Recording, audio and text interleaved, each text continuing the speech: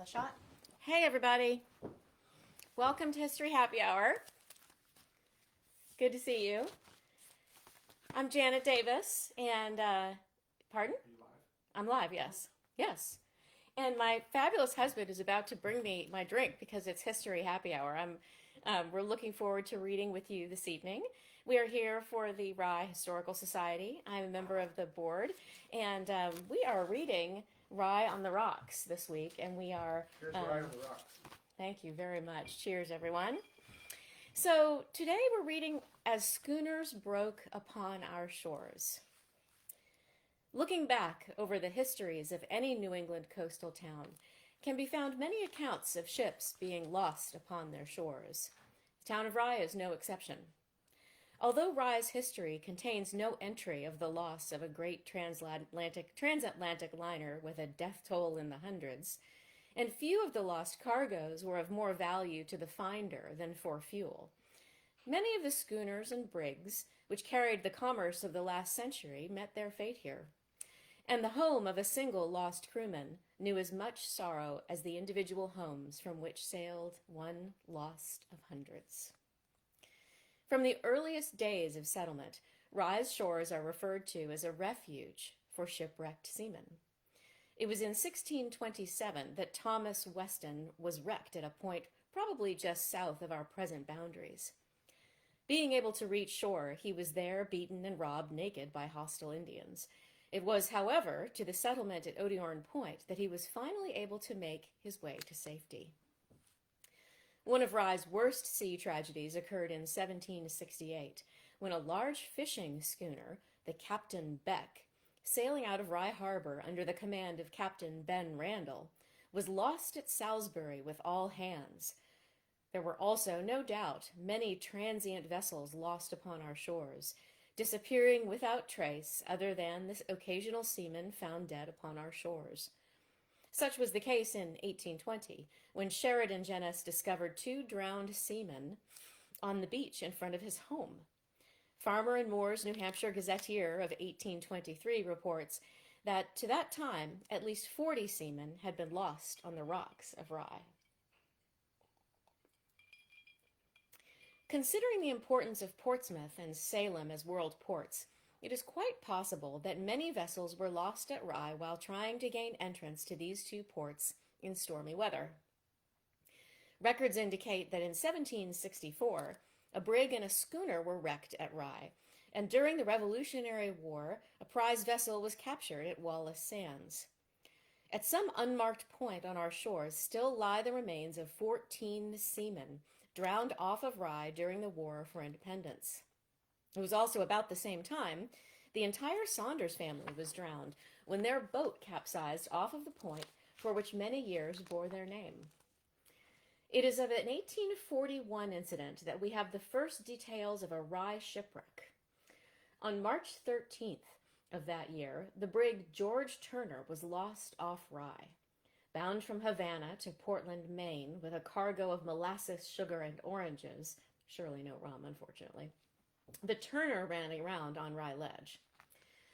Although the vessel later broke up, spreading its tropical cargo up and down the Rye shores, the crew was apparently gotten off safely with no apparent ill effects. For a time it had appeared that the most of the cargo would be saved, but it was later found that the hull was beached at such an angle as to make it impossible to open the hatches. It was during the same storm that the ship Brunette, out of Thomaston, Maine, was forced ashore at Odiorn Point, bound from New Orleans under the command of a Captain Robinson, with 875 bales of cotton. It was after a perilous night that this ship hit the rocks about 5 o'clock a.m. The Brunette was also a total loss, with the rocks of our northeast shore tearing out the ship's keel. Also, about this same time, the brig Borodino, sailing from New Orleans, was dismasted off Wallace Sands. However, this ship was able to keep off the rocks and thus ride out the storm. Although Rye has perhaps experienced shipwrecks more spectacular in terms of property damage, in terms of human suffering, the loss of the British schooner James Clark is certainly among the most tragic. This ship of 60 tons had left St. John, New Brunswick, under the command of a Captain Buck in early November 1842. Bound for Boston, the Clark carried a crew of 8, a cargo of lathes, and 12 passengers, mostly Irish immigrants en route to visit relatives in and around the hub city. On the 30th of November, after a short layover in Portland, Maine, the vessel set out on the final leg of its voyage down the rocky coast. However, as the day wore on, the weather depreciated rapidly until by nightfall, the vessel had become lost somewhere south of the mouth of the Piscataqua River in a storm of snow, wind, and rain. After vainly trying to locate itself, it was shortly after 6:00 p.m. that the Clark struck the Rye shore at a point known as Sile's Ledge. In no time, the action of the waves forced the schooner into a position between two ledges which held the ship as if in a vice, unable to escape the full fury of the sea.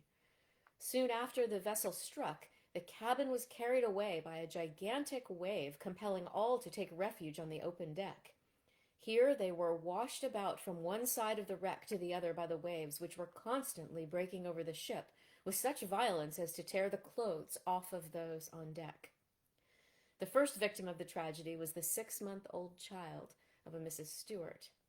In order to protect the child from the elements, its mother had wrapped it very tightly in a number of shawls, and it was felt by those present that the child had died more as a result of suffocation than as a direct result of the storm. The next to perish was Hannah Herberson, a 12-year-old girl traveling with her widowed mother. For hours, mother and daughter had stayed together, protecting each other as best they could. However, at length, the daughter, in a state of complete exhaustion, lay down at her mother's feet, and in a very short time bridged the short span between life and death. Seeing the death of her only daughter proved too much for the widowed lady of whom the other passengers had spoken so highly, and soon she too became a victim of the wreck of the James Clark on the shores of Rye. By this time, a number of the crew had managed to get ashore with a rope, in hopes that those still remaining on deck could be brought ashore by means of a breeches buoy. It was also about this time that the wreck had been sighted by Mr. Hopley Yeaton, who lived on the shore close by, and he with his son had gone to the shore to be of any possible assistance. Shipwrecks were not entirely new to the Yeatons, as a number of their seafaring kin had been lost at sea. After securing the shore end of the breeches buoy, it was but a short while before the first of those remaining on deck were on their way to safety. However, in the cold November seas, 2 more had died at just the hour of rescue, with death still holding a winning trick. The rescue went off quite well until it came time for passenger Dennis Mahoney to come ashore. Apparently the ropes jammed, leaving Mahoney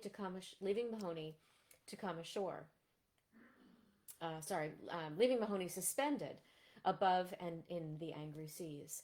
For before the sling could be freed and brought completely to shore, the night had claimed a 6th victim. When it became time to rescue Mrs. Stewart, she was found up to her neck in water in insensible condition, almost completely covered by the deck cargo of lathes, which had broken loose and was madly rolling among those on deck. Taken to the home of Mr. Yeaton, it was said that for some time Mrs. Stewart remained with her arms stiff in the position which had last held her infant child. As was generally the case at the time of the shipwrecks, the townsfolk flocked to the beaches to salvage what souvenirs they might find desirable.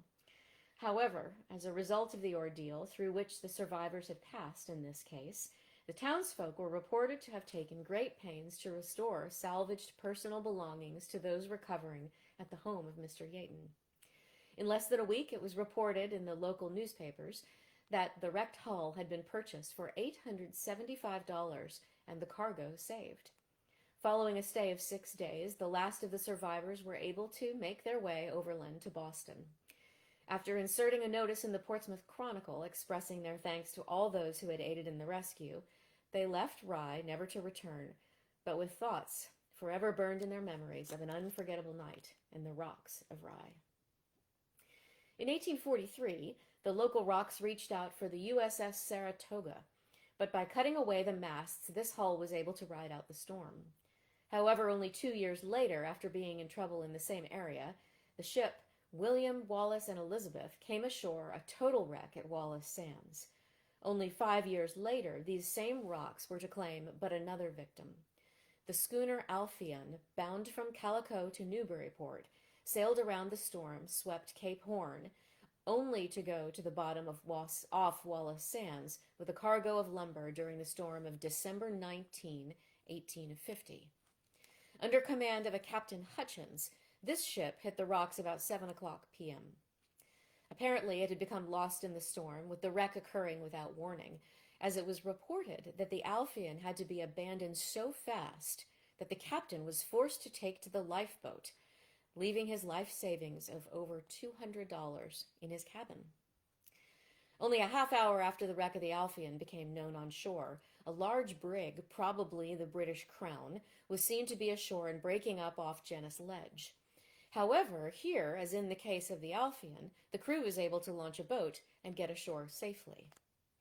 A third victim of this same storm was the topsail schooner Rachel and Nancy, bound from Bristol, England to Boston with a cargo of lumber. This ship had been able to determine its position and drop anchor off Rye Harbor. However, dawn of the 20th showed the schooner to be drifting onto the rocks of Ragged Neck. It was shortly after 9 o'clock a.m. that this ship struck Little Neck at the Great Rock just south of the entrance to the harbor. In the fury of the sea, most of the crew were able to get ashore safely, but John Thurston, a seaman of Bristol, was drowned, attempting to get ashore over the broken spars. A year later, the schooner Boutwell, bound from Orrington, Maine, was seen to be ashore at Ragged Neck at about 10 o'clock on the evening of April 8th. The ship, however, proved more fortunate than most of its predecessors in the trouble off of Rye. Although losing its deck cargo and stove in below the waterline, the Boutwell was later towed into Rye Harbor and repaired. Rye's maritime men are also said to have suffered the stormy days in less than foul weather. In 1840, Captain James Brown of the ship Hero, who had sailed to Boston with a cargo of produce, was attacked in his cabin, robbed, and beaten unconscious with a marline spike while his ship was tied up at the Boston dock. By the 1870s, the wreck of the lumber schooner Express at Wallace Sands was only one of the many local wrecks that generated enough concern for Rye to be chosen as the site of one of the many government life-saving stations to be built along the Atlantic coast. Although this first station was little more than a small shack in which to store a surf boat, perhaps it was an unrecorded wreck which in 1874 prompted the building of a more permanent building which offered living accommodations for the keeper and 6 to 8 members of a full-time crew. By December 17th of that year, it was reported that the 6-man crew in charge of Captain Rufus Philbrick was in constant service at the life-saving station. It could well have been a political maneuver, which had the first Rye station constructed in the moneyed end of town, quote-unquote, for the majority of the wrecks that period involved ships which piled up at Wallace Sands while attempting to reach Portsmouth Harbor. Such was the fate of the schooners Rival and Torpedo. At any rate, it was in 1889 that a second Rye Beach life-saving station was constructed at Wallace Sands. Of chief interest to the resort history is the fact that during the summer months, when the Rye shores were teeming with city swimmers and bathtub boatsmen, the stations were closed for a 2-month annual vacation without pay. For many in Rye, September 12, 1882, was a memorable date for reason of the fact that it was on that day that President Arthur rode through Rye Center on his way to Batchelder's in Northampton. However, the date is also important as the day that the Victor was lost off of the Ocean Wave Hotel. This 38-ton ship had sailed from Rockland, Maine, bound for Boston with a load of lime. While sailing down the coast, the Victor had run into some bad weather, and although still seaworthy, as a result of severely torn sails, was forced that Monday afternoon to drop anchor just off the recently completed Ocean Wave. Whether or not the new hotel acted as a magnet is not known, but it is recorded that the crew all came ashore for the night. All was apparently well until around 5 o'clock the following morning, when as returning to the ship, the crew discovered her to be on fire. However, fire aboard an unoccupied lime ship was not uncommon, as upon contact with water, a lime cargo was known to be highly inflammable. Such had been the similar fate of the lime schooner Sarah Ann, which burned off the mouth of the Piscataqua in 1861. It was very shortly after the discovery of the fire aboard the Victor that the flames were raging out of control. By 5:30 of the same morning, the flames were of such intensity to attract the attention of Cyrus Eastman, a resident of Odiorn Point, who was summoned to the Portsmouth-based tug Clara Bateman. However, by the time this ship arrived off of the Rye shore, the heat of the burning lime was too intense for the tug to get close enough to be of service. After withdrawing, the Bateman did return to the scene at 11 o'clock, but by that time, the Victor had burned to the water's edge and sunk on an even keel, leaving only 8 to 10 feet of the masts protruding above the waves. Although there were a number of ships lost at Rye during the next 20 years, there was probably little property loss, as few records seem to have been kept. In 1892, a coal schooner was wrecked at Wallace Sands. January 11th, 1893, saw the schooner Mayday founder at Odiorn's Point, spreading its cargo of 3,000 bushels of corn among the many rocks and crevices. And in 1900, the Onward was lost at Wallace Sands. Probably the most interesting of Rye wrecks was that of the British schooner Advance, which came ashore about 1900 at Wallace Sands. Wrecked and dismasted, the Advance came ashore completely abandoned and never gave any indications as to the fate of its missing crew. Although the wrecked hulls along our shores never failed to create much excitement, of more importance seemed to have been the dead whales which were washed ashore at Odiorn Point and Ragged Neck. Also of great interest to the curious, these carcasses were a considerable expense to the town. It was reported in 1890 that it had required a barrel of kerosene and 12 cords of wood to cremate a whale which had washed ashore at Odiorn Point. Time and technology were bringing relative calm to our storm-tossed shores, but it was not the end of broken spars on the rocks of Rye. In 1905 occurred what life-saving Superintendent Wells called the worst wreck ever to occur at Rye. Engaged in the coastal transport trade, the two-masted schooner Lizzie Carr sailed from Calais, Maine, in early January 1905 with a cargo of lumber consigned to a dealer in New York City. Soon after sailing, the weather began to deteriorate into a strong gale from the southeast, and the crew, being fearful for their safety, urged the captain, who was part owner of the vessel, to pull into Portland Harbor. However, he said he had been in severe weather many times previous, to the extent of being shipwrecked 7 times, and, knowing the coast, was confident of being able to reach Salem Harbor ahead of the greatest intensity of the storm. Thus the schooner proceeded down the coast into the center of a storm, the severity of which was comparable to the Portland gale of 6 years previous. By early Friday, January 4th, the car had reached a point off the Wallace Sands life-saving station. Although not believing himself to be in great danger, the captain decided to drop anchor rather than attempt to round Cape Ann and seek the safety of the Massachusetts port against the teeth of the storm. Being anchored so near the life-saving station, the car's position was immediately recognized by the members of the beach crew.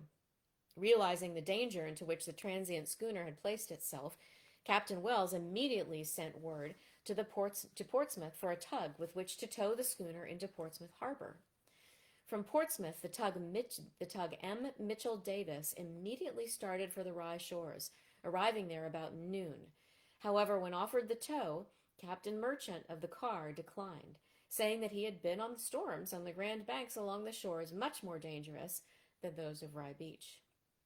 Under these conditions, there was little which the shore crew could do but wait throughout the night, hoping the storm would be moderate with the coming morning. Following day, however, only revealed a storm of much greater fury, and by 9 o'clock it became evident to those on shore that the car's anchors were not holding, and she was slowly drifting onto the rocks of Concord Point.